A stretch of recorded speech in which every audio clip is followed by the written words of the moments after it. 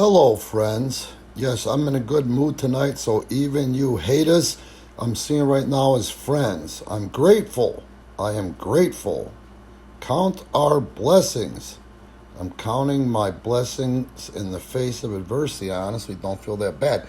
Just so you know, it's getting hidden behind a lot of other things for the month, but it is Caribbean American Heritage Month. And all Puerto Ricans are considered U.S. citizens. And I, for one, am Boricua on the inside. If you want to test me, test me.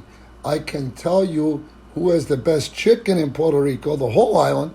I can tell you who has the best yuca on the whole island.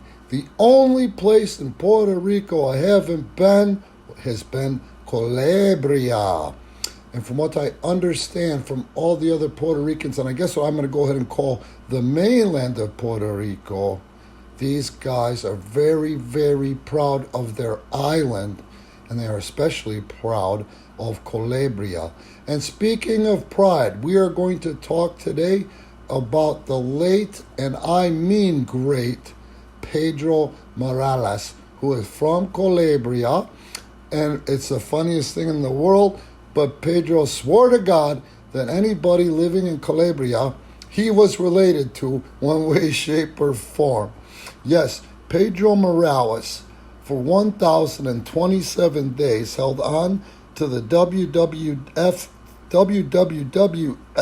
title against all challengers. And check this, including the legendary Bruno Sammartino, in a wildly panned babyface versus babyface match showdown at the Shea Stadium in 1972 that ended in a curfew draw after going for more than 75 minutes, folks. Baby versus baby. And from what I hear, it was one hell of a matchup and actually drew. I'm not sure if it was a sellout or an almost sellout, but try to do that. That's how good Pedro Morales was. When he broke in the industry, I'm going to go ahead and post this stuff, more stuff in the description. He was originally a high flyer. He was gigantic in LA and New York, which had a lot of Puerto Rican transplants to the United States. And as weird as this sounds, because of the time that had passed, when I was down working with Miguel Perez and Savio Vega at IWA Puerto Rico, I said, hey, nobody has brought in Pedro Morales. Do you think that Pedro would mean anything on the island? Surprisingly, because the time had passed and he spent most of his time in stardom and being over, he meant more to the Puerto Ricans in the United States than he meant to the Puerto Ricans on the island, which is amazing to me. The other thing about Pedro Morales is he did Spanish commentary for WWF for a long, long time. Very good looking, a very classy man, and he always smelled wonderful. And I'm not saying that I'm being gay, but I'm saying you got to respect a guy like that. You understand what I'm saying? I'm also going to post this thing that I found by a guy named Bobby Matthews. So I'm actually going to try to hook up with somehow on social media. It was written a year or less ago. And it's an article about Pedro Morales, and it is entitled WWE's Neglected Champion because of his long run and drawing power. Somehow the legend of Pedro Morales is buried, which kind of makes me crazy. Now, you know, because if you're listening to this, chances are you've happened upon the Broken Skull podcast, and you've heard Steve Austin more than one occasion credit Savio Vega and put Savio Vega over. The way Steve puts it is the Puerto Rican style is to get their shit in, and as a result of that, you better bring a lunch. If the match is 8 minutes, you're getting their shit in. If the match is 6 minutes, they're getting their shit in. But it makes sense. Unbelievable work rate with the Puerto Rican wrestlers from Puerto Rico. unbelievable pride.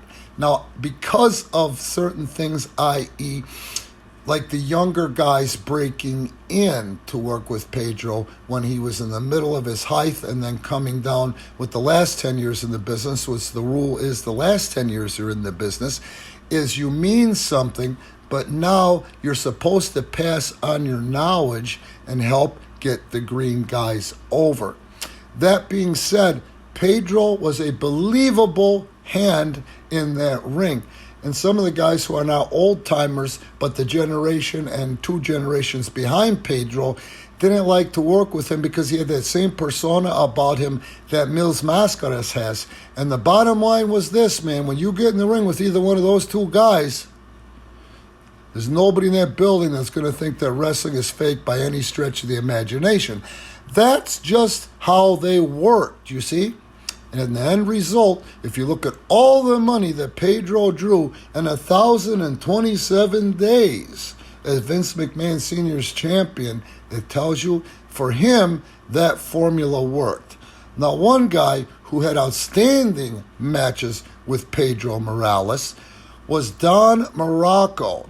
The magnificent Morocco knew Pedro before he broke into the business, as Pedro was wrestling in Hawaii, and he was going back and forth between Australia and Hawaii, and he lived in Hawaii for 1.5 years, and they worked out at the same gym. Don didn't directly say it, but I will bet in part Pedro is why the magnificent Morocco got into pro wrestling. Now here's the story that Don shared, and I'm going to go ahead and post that YouTube link in the description as well.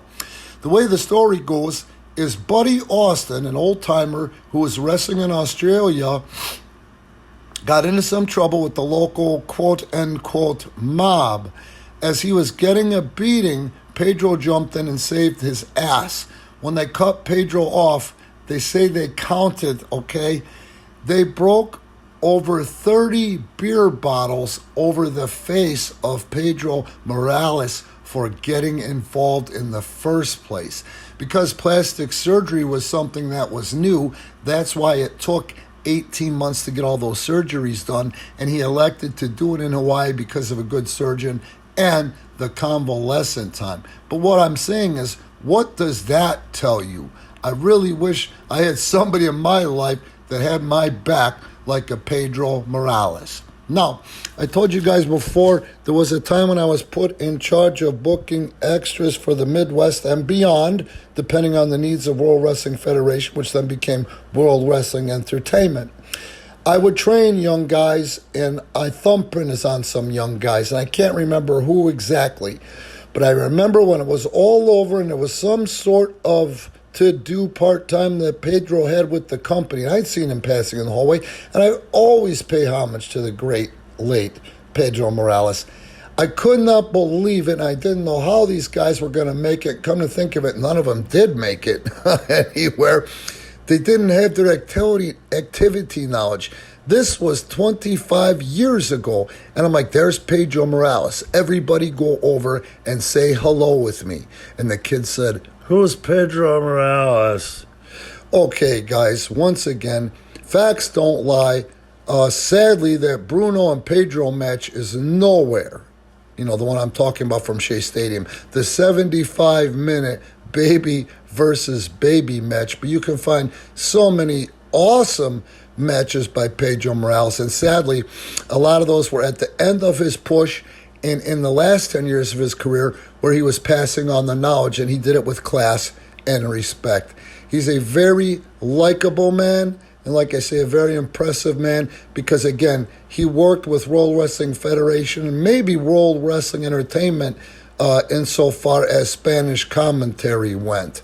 Once again, Caribbean wrestlers you should know, brought to you without YouTube commercials, so please don't be an idiot, don't be a smart mark. Like and subscribe, and also in addition to the other things I promised you in the description, you'll see links on how to help support Premier Pro Wrestling. And come join us, man. We are building something.